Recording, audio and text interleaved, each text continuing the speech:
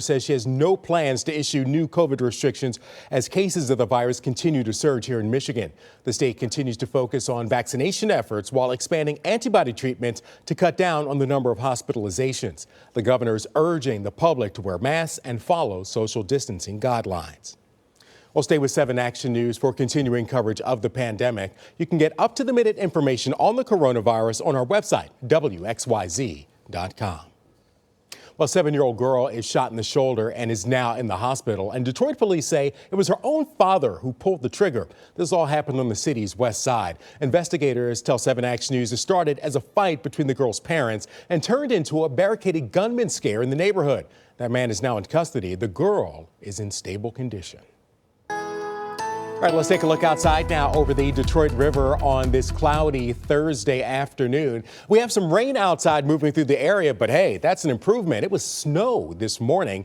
It's just a sign of how cold it is out there today. Let's check in with 7 First Alert meteorologist Kevin Jeans for a look at our Thursday afternoon forecast. Yeah, hey, Keita, it's been a tough morning. I think today it has been kind of tough because of last week's weather. When it's in the 70s for 5 of the days last week, then all of a sudden we get back to today.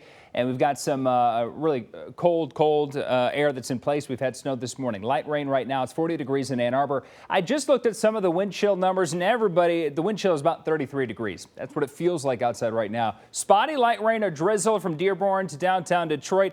Cloudy skies otherwise. Then you have some more steady rain. That's still relatively light from Heartland to Brighton up and down US 23, and then farther west along 96. You get into the Howell area. But this rain will wind down over the next hour or so. I still think through this afternoon it's going to be cloudy. And at times we might get some drizzle through the afternoon. The roads are going to stay wet and it's going to stay cold. Highs only in the 40s today. I put the high right about 49 degrees this afternoon. So coming up in a few minutes, I'll be back to tell you when exactly the rain will end and how much we're going to warm up in time for the weekend. Keenan. All right. Thank you so much, Kevin. Well, we're following a great story about a blind athlete now training for Olympic gold. Lex Gillette lost his sight but found vision in life in the long jump. He's now breaking records left and right. Coming up, a look at how he got to where he is today and what he wants everyone to know about what it takes to be a success. We'll be right back. Well, restaurants across Metro Detroit are coming together this afternoon to help provide free hot meals to those in need. 2,500 prepackaged meals will be available to Metro Detroiters who are food insecure. Now, the food will be distributed at Womack Temple on Church. That's on Church Street between Middle Belt and Inkster. Food distribution runs this afternoon from 2 to 5 or until the food is all gone. Well, 2 people are facing charges in a home invasion and theft in Warren. The police say the suspect was spotted on surveillance video. Investigators say someone was seen ransack a bedroom last Friday at a home on Flanders Avenue near 12 Mile taking jewelry. Investigators say they were able to find a palm print, and then some of the stolen jewelry was sold at a pawn shop in Detroit. Investigators say the evidence led them to Trevor Shanks and his alleged accomplice, Julie Charbonneau. Investigators say the couple had jewelry and clothes seen on the surveillance video along with crack cocaine. Police believe Shanks may also be involved in robberies across Metro Detroit. Both suspects are due back in court next week.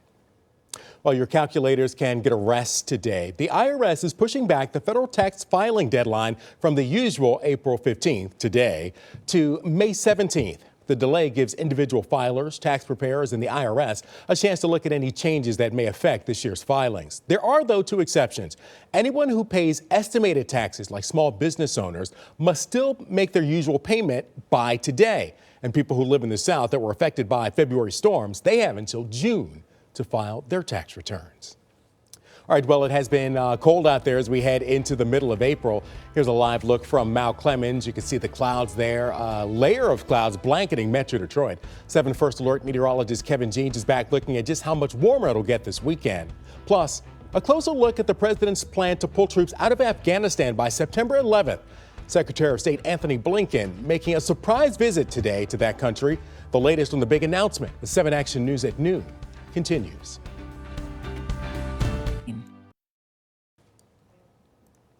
Well, we're back now with a historic announcement from President Joe Biden, a vow to end the nation's longest war by withdrawing all U.S. troops from Afghanistan by September 11th.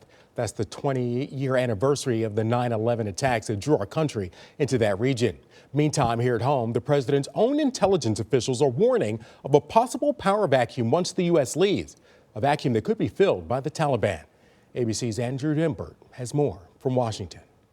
It's time to end America's longest war. From Arlington National Cemetery, President Joe Biden honoring this nation's fallen servicemen and women, formally announcing the withdrawal of all U.S. troops from Afghanistan by September 11th. NATO announcing it will do the same, ending the almost 20-year military mission after 2,300 Americans and over 40,000 Afghan civilians have been killed. Our reasons for remaining in Afghanistan become increasingly unclear. The pullout was first negotiated last year by then-President Trump, who signed a deal with the Taliban. Mr. Biden now asserting the U.S. must honor its foreign agreements. But Biden's own CIA director warns there is a significant risk once the U.S. military and the coalition militaries withdraw. Both al-Qaeda and ISIS in Afghanistan remain intent on recovering the ability to attack U.S. targets. While Secretary of State Antony Blinken making a surprise visit to Afghanistan. The United States will remain Afghanistan's steadfast partner. We want the Afghan people, countries in the region, and the international community to know that fact. President Biden vows the U.S. will remain committed to Afghanistan's people and government, but critics fear that the Taliban will take control by force, effectively ending rights and freedoms earned by so many citizens, particularly women and girls. Andrew Dimbert, ABC News, Washington. Well, Russia faces new sanctions today for its role in the SolarWinds hack and for interfering in the 2020 election. President Biden announced the new sanctions targeting Russian intelligence and other officials. 10 Russian diplomats will also be expelled from the United States. The sanctions are being coordinated between the State Department, Department of Treasury, and European allies. The SolarWinds hack breached at least 9 government agencies and dozens of companies. Russian hackers are suspected, but the scope of the breach is still being investigated. And new at noon, the defense has rested in the trial of former Minneapolis police officer Derek Chauvin, who did not take the witness stand to testify about the death of George Floyd. ABC's Rena Roy has the latest. For the first time, Derek Chauvin spoke out in the courtroom as he decided not to testify in his own murder trial. I will invoke my Fifth Amendment privilege today. The medical examiner who performed George Floyd's autopsy officially deemed his death a homicide. But Wednesday, forensic pathologist Dr. David Howler, called by Derek Chauvin's defense team, says he believes it was actually undetermined and that drugs and heart issues played a big part. How did the heart and drugs contribute to the cause of death? They were significant. Dr. Fowler arguing carbon monoxide from the police cruiser's tailpipe may have also been a factor, the prosecution putting up a fight. You haven't seen any data or test results that showed Mr. Floyd had a single injury from carbon monoxide. Is that true?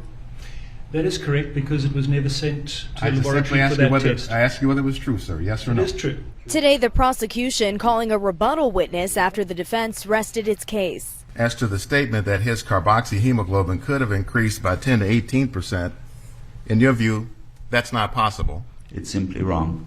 And it was at most 2%. At most 2%. Normal. Which is normal.